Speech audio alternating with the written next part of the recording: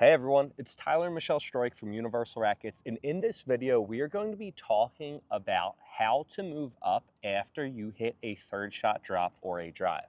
A lot of players, they've been asking us questions, Tyler and Michelle, when should I move up? How do I know when to move up to the kitchen? Or how far should I move up after every shot? Right.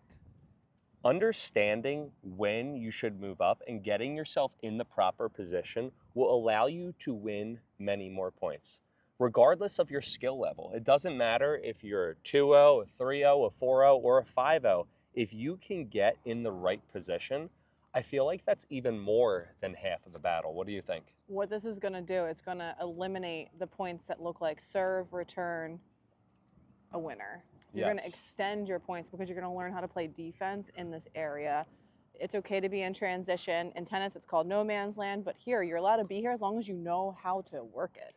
Yeah, and I feel like a lot of players, they think, oh, well, I don't have the right shot. I don't have that shot. I'm not good enough. Well, maybe, but also you might have that shot. It just might be because you're missing. It might be because you are not in the proper position.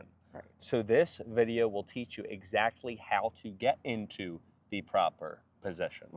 Now, what are the three basic zones that you want to be in? And if you can envision or visualize the pickleball court into three zones after you hit your third shot, which we're going to teach you right now, it's going to completely change your game. And the three zones are green light, yellow light, and red light. Once again, green light being up at the kitchen, yellow light maybe being close in the transition, and red light being moving backwards or back at the baseline. So make sure you stay tuned for this whole video. And again, regardless of your form, if you watch this video, you will get in better position and you will win more pickleball points. So stay tuned. So here it is, everybody. The green light, the yellow light, and the red light. If I hit a bad shot, I'm going back to the red light. If I hit an okay shot, I'm going yellow light. And if I hit a good shot, I am going all the way up to the green light. Now, to start off, let's go back to the red light. So we're going to take the camera back here, and we're going to be talking all about when you should either stay back or back up to the baseline. When you hit a high shot, you want to stay back at the baseline. Now, this is going to be more for the drop. When you pop your drop up, and if the drop is high, you want to stay back, right, Michelle? Right. And it's okay to hit a bad shot. You can always try again. And the only way you get the opportunity to get that second try is if you do the right thing after the bad shot. And that's a huge thing, and that separates beginners from higher level pickleball players, is when a beginner hits a high ball and they pop up their drop, they're going to go, oh my gosh, the point's over, I'm done. Or they're going to maybe try to run to the net. Or they're so upset that they did it and they know that their partner's going to get mad because they're getting the ball smashed at them. That they just get even worse. They start spiraling downhill. Yeah, and here's the thing, guys. It's okay to make mistakes in life. We're human. And good pickleball players, when they pop up their drop, they don't freak out. They don't get upset. They position themselves properly. Now, when you guys implement this, and we made a quick reel on this concept, is okay, if you pop up the drop, probably 75% of the time, 80% of the time, they're going to win the point. But you're going to be in the best position to get that ball back. So where good players go wrong is, okay, if I pop my drop up, oh no, I popped up my drop, they're just going to stay back and be ready for the next ball. So once again, let's show you guys, and I'm going to hit the ball to the camera, exactly what popping up the drop. What popping up the drop means is when you hit a ball that is high enough that your opponent is going to be swinging down from high to low. They're going to be able to hit the ball down into the court. That means your opponent is on offense and you are on defense. So if you ever pop the drop up, what do you want to do? What do you think when you pop the drop up? When I pop the drop up, the first thing I'm doing is just getting lower than I was in my legs and putting my paddle down because I know the ball, based on geometry, it's going to be coming back down at my feet if they're a decent player. Yes, and paddle low, and that's a huge thing. So here, when like you hockey. get back to the baseline, you want to put your paddle low. Now, Michelle, why don't you want to have your paddle up? Because if the ball is coming anywhere from like my ankles up, it's going to be out of the court because there's no court left. Yes, so always keep your paddle down and stay back near the red light, which is why we have these red cones right here. So if you ever pop the ball up, you're going to stay back. That's also going to give you more time. And like Michelle said, you're going to get low and you're going to put your paddle down, and basically you're just going to try to block the ball back. Number one priority is to get the ball back, okay? Don't focus on hitting it hard. Don't focus on getting it in the kitchen.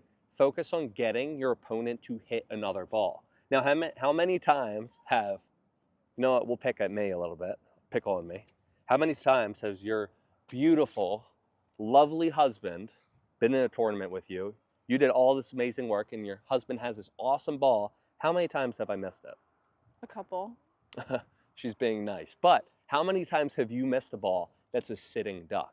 So number one, just try to get the ball back and have them hit another ball. They might miss it. Now, number two, your goal is going to be what? To try to get it into the kitchen and neutralize the point. But I'm just putting my paddle down and I'm just thinking another ball, another ball, another ball until I get a good shot. Now, let's talk about until you get a good shot, or if you hit an amazing drop, okay? If I hit a good drop or a decent drop, if I hit an okay drop, not an amazing drop, but a decent drop, sorry, getting a little bit too far ahead of myself. If I hit a decent drop, then where are we going to go, Michelle? To the yellow. Why do we go to the yellow? Because it's not time to get up to the green. You can't just run up to the green because your drop wasn't great. You said it was decent. Yes. So there's still a chance they can hit a volley or a roll out of the air, which is going to take more time away from us back here. Yeah. So just be cautious.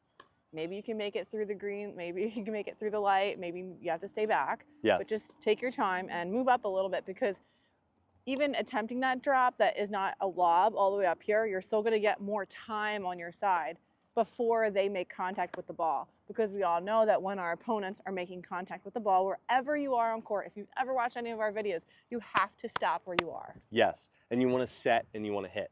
And that's a big thing too. Moving from the baseline to the kitchen, it's not a sprint. You want to stop while your opponent makes contact. The best way to think is you're going to go on a ladder. You're going to set and hit. You're going to set and hit. You're going to set and hit until you get up to the kitchen. Now, this type of shot that your opponent's going to hit when you stop in the yellow zone or transition zone, it's going to be like this. They're making contact with the ball around volley height. They're not coming down on the ball, or they're not popping the ball up. It's like a normal drop. And what I mean by that, again, is they're just hitting it over the net like that. So what you're going to do is you're literally going to hit your drop, you're going to move up a little bit, you're going to set, you're going to try to block it back, and then go up to the kitchen. Unless you pop the ball up in the air and you see your opponent come down on it, the goal is to get closer to the kitchen, because when you're at the kitchen, you're in the best place to win. So where too many players go wrong is Michelle, she's going to hit her drop and she's just going to go back or stand there. No, if you hit a decent drop or okay drop and your opponent, again, isn't smashing the ball down, what are you going to do? Move up to the yellow zone. There's also another way to think of this, kind of like a mirror. So there's actually three, instead of like red, yellow, and green, there's also three shots that your opponents can be taking too, because a lot of the time your answers are in your opponent and what you know about them and what options they have to take against you. Yeah. So my opponent could be taking an overhead smash. That's something you definitely want to be back here for, because it's going to be coming fast and at your feet. Another shot that they could be taking is a roll volley, like we talked about here in the yellow zone. So it's something they can take out of the air. They don't have to let it bounce because it hasn't dropped in the kitchen yet. And that's kind of like a middle of the road point, so you kind of want to just stay right here. It's an option for them to take a really aggressive shot, or maybe they're going to mess it up. And then when we get closer to the kitchen, that's where they're going to have to let the shot bounce. That's extra time on our end, and we know that we have more time to take on our side to get back up to the kitchen to neutralize the point and put us back at square one. Now, you mentioned time, and yes. Here's the thing. We talked about drops, but we talked about what to do after a third shot. The yellow is also where you want to end up for your drives, because with drives, the faster you hit the ball, the faster it's going to come back. So if you ever choose to take a drive, 9 times out of 10, you want to end up in the yellow zone. So if I'm going to drive my third shot, I'm going to then move up following it.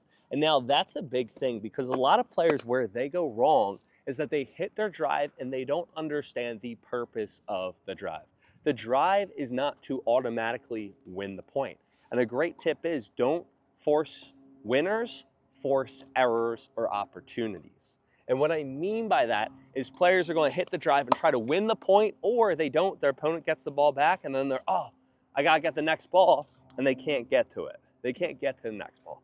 The drive should be used as a tool, Yep. not as an end game. Yes. And I get so frustrated when I see players, they used to play tennis or they want to be big and powerful and scare the people on the other side of the court, and they're going drive. They're moving up, they're going drive. And the third time their drive's in the net, because if your opponent can block it back, you're driving from down here. Yeah. It's going to go into the net or it's going to go out, and that's just not smart pickleball. So what you want to do after you hit your drive, you want to move up following it and then set.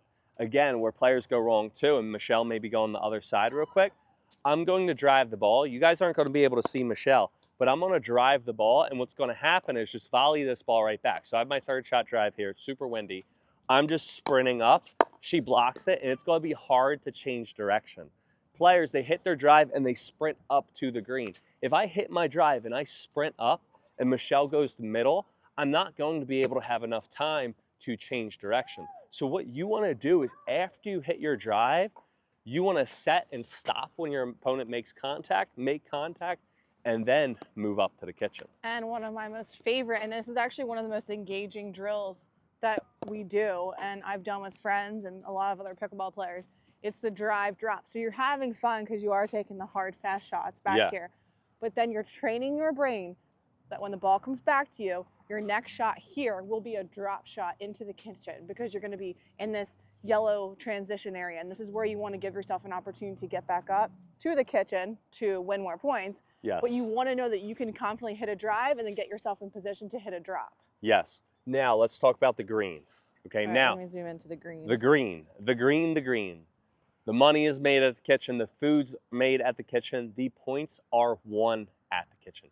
If you can get yourself up at the kitchen, you're in the best place to win the point. Now, 9 times out of 10, you're not going to do this for the drive, and that's accepting and understanding the purpose of the drive. When you hit your third shot drive or your fifth shot or whenever, you're going to end up in the yellow until you get to the green. You have to pass go before you collect money. Make sense? However, if you hit a good drop, a great drop, to the point that it goes in the kitchen, then you want to move up to the green. You can go from baseline to the kitchen, and the worst place to the best place if you hit a good drop. Now, it's not happening off a drive, really, is it? No. And that's what I'm saying. When you hit a drive, you only go to the yellow. Right. I love a third shot drop. Yeah. It depends on how confident you are in your soft game. But if you hit a good drop, then you want to go up to the green. Now, how do you know what a good drop is? Well, a good drop is when your opponent's head or body is going down and their paddle's going down. If you ever see me like this, that's probably going to be the shot that you want to move up on. Or you see it land in the kitchen. Yeah, or you see it land in the kitchen, but on top of that, you're going to see them go down. So if you hit a really good drop that lands it in the kitchen and forces your opponent to bend down like this and hit the ball up, then you want to go from red to green. Now, what's a big thing for that, and this was a huge game-changing advice for myself, is I was drilling with a high-level player, Zach, mentioned him in all of our videos, and Zach was getting up to the kitchen really easily. I remember. And then you're watching me do it. Session. He was like, Tyler, you're so fast. Yeah, right? And why are you still finishing here? I consider myself a fast person. I'm pretty athletic, as I think at least. And I would get killed because I would hit my drop, right? I would hit my drop really good, and then every ball I would end up here, and Zach would just boom, boom, boom. And he's like, Tyler, like, why aren't you getting up to the kitchen? Like, you're fast. Because he was waiting and watching to see if he had a good drop. Yeah. So here's the thing. You need to hit the drop in the kitchen and hit a good drop to get to the green. But to get yourself actually there, you need to trust in the drop. Once again, you need to trust in the drop. So here's where Tyler was going wrong and getting his butt kicked every single time I played pickleball against this guy. I was hitting, is it in? Is it, oh, yes, it's in. Let me move up, and look, where am I when they make contact? Here, and then I'm done. Okay, you only want to be in the transition for a couple shots, at least one, or probably less than one.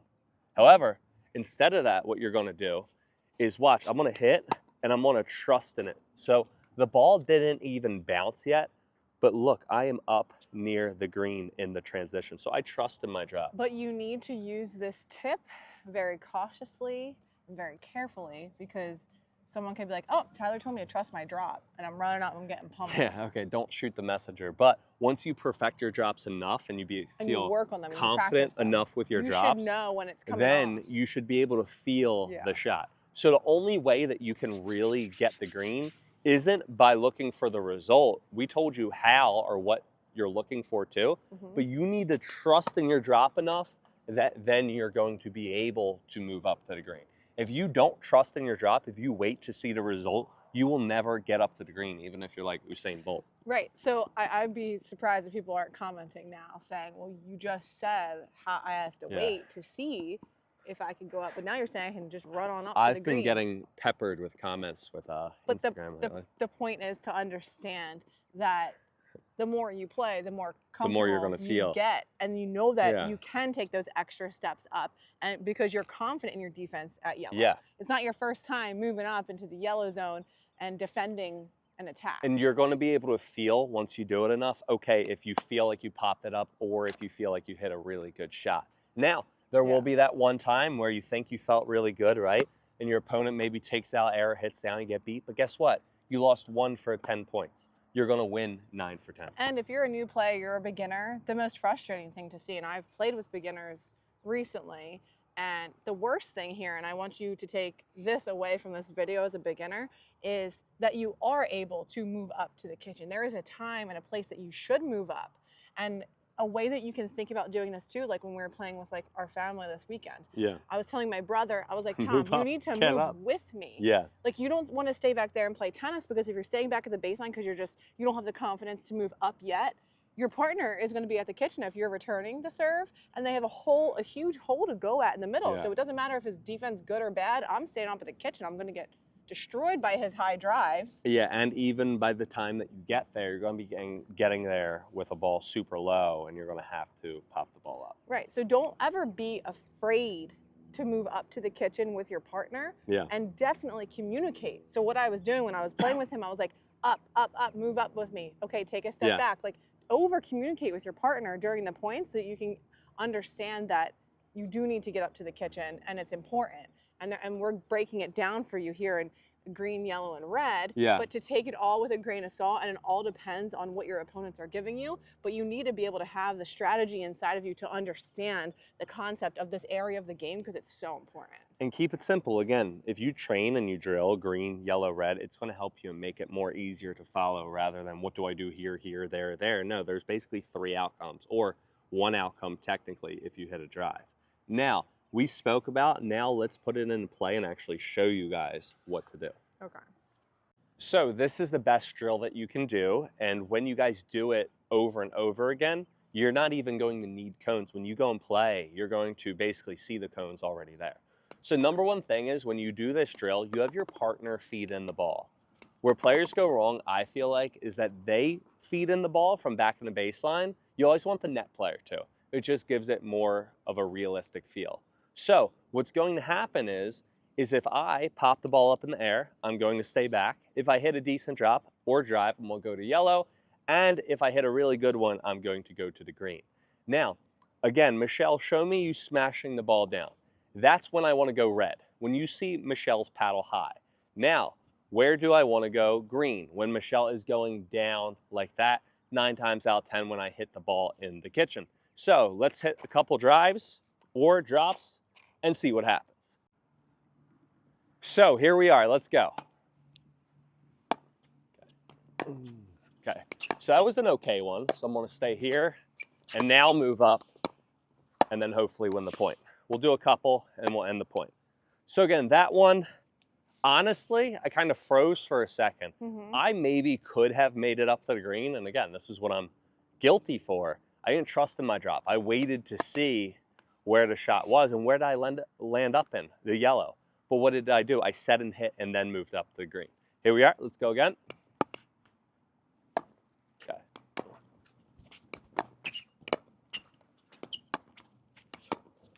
Okay, That one I moved up to green. Why? Because I trusted in myself.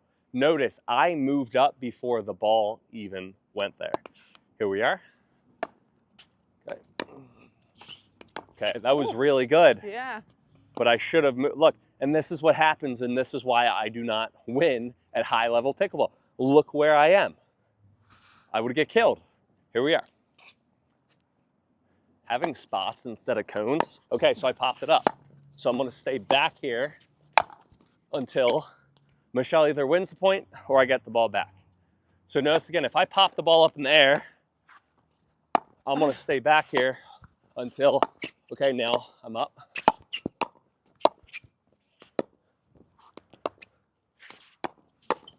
Come on. Out. Okay. So I was really trying to win that point, for example, but notice what happened. That was a bad point. Turned it into a good point. You played it easy on me. I appreciate it. You prolonged the point, but it's bad drop.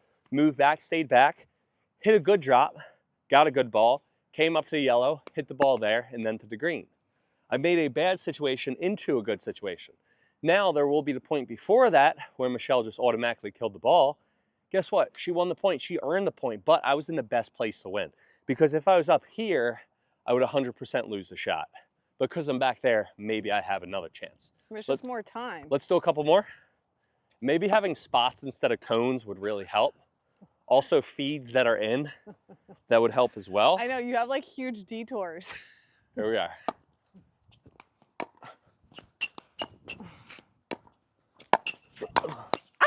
Okay. The wind helped me with that. So that was a really high drop, but the wind just made it absolutely beautiful. So now I can go to the drops because the wind's gonna dive them down. Oh. Okay, and look, now I'm up to the green because I know every ball that I hit is gonna bring it down. Now let's do a couple drives real quick and play out the point. Okay. You see the low? That was a really deep feed, but I was back. I should have moved up a little. Here we are. Let's do it again. Okay.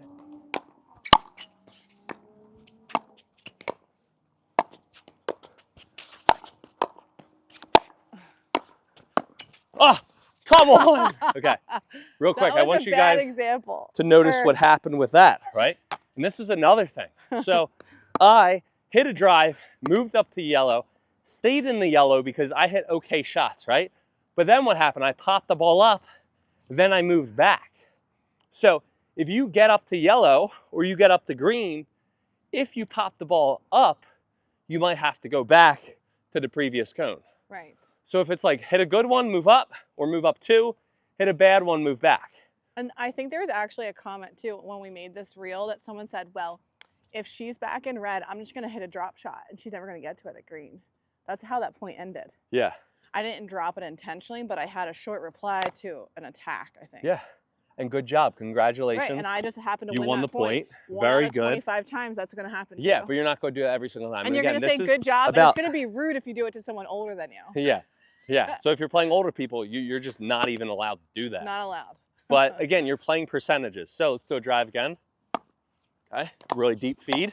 Okay, so I'm going to drive again. Okay, now I'm up to yellow. Now I got to move back. Okay. Okay. Super deep. Okay, drive. Now I'm up to yellow. And I can't move. Here we are. But that was the right shot. Drive, drop. Yeah, I would recommend poly spots inside cones because you got to run over things. Oh. Okay, now I'm up here. Good. Oh. So that was yellow because she hit it out of there. Oh, can't hesitate. Ah, come on. All right, a couple more. 3 more. Shoulder high, let it fly. Head high, let it fly. Put these over here. You guys understand the gist.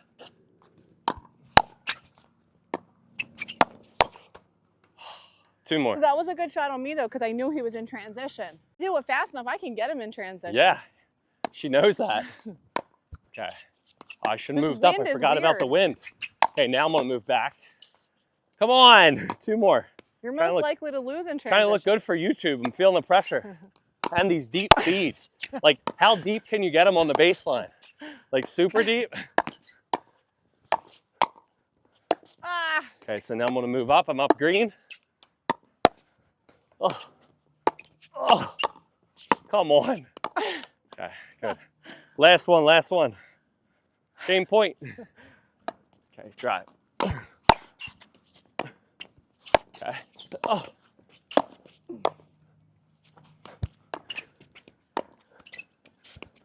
Oh, it was out. Out. All right. And it's funny, so when I'm doing this and I'm thinking about it, voices in my head are like, okay, move back, move up, do this, do that, do that. And that's the thing. You're not just playing to play. You're playing with a purpose or a plan. And that's why people who play racket sports live longer. Yeah. Because you have to do all this mental game with your physical game. Oh, really? Hand-eye coordination. Yeah. Very but important. It's having a plan. There's been so many times when I played pickleball tournaments that I've went out there and I haven't had a plan. And I feel like every single game was a blur. Like every time I would serve, they would just get up to the kitchen and they would just blow through me. Mm-hmm. The reason why is because I wasn't thinking about this stuff. I was just thinking of trying to will my way up to the kitchen. I was a really good tennis player. I'm strong, athletic, and can get there rather than having a plan. So if you can have a plan and implement it into the game, maybe not use cones, maybe not hit deep feeds every single time, or play with crazy wind, you're going to be much better off playing pickleball. Yeah. And the longer the points go, the more fun you have. Yes. End of story. Whether you're winning the game or not, it's so much more fun to have a 15 rally point than serve, no return. Now, we have these awesome brand new paddles, carbon true foam pickleball paddles. I'm obsessed with them. We have code universal at checkout, linked in the description. I forget how much % you get off, but you get a really good % off. Also, we're sponsored by Cypher Pickleball. We have these awesome shoes. Use code Tyler19 to get a discount on those. Check them out. And we will see you guys next time on court. Make sure to like, share, subscribe. And again, remember, the best way to support this Facebook, YouTube channel is to share to your favorite pickleball Facebook group. That's going to help us grow our channel.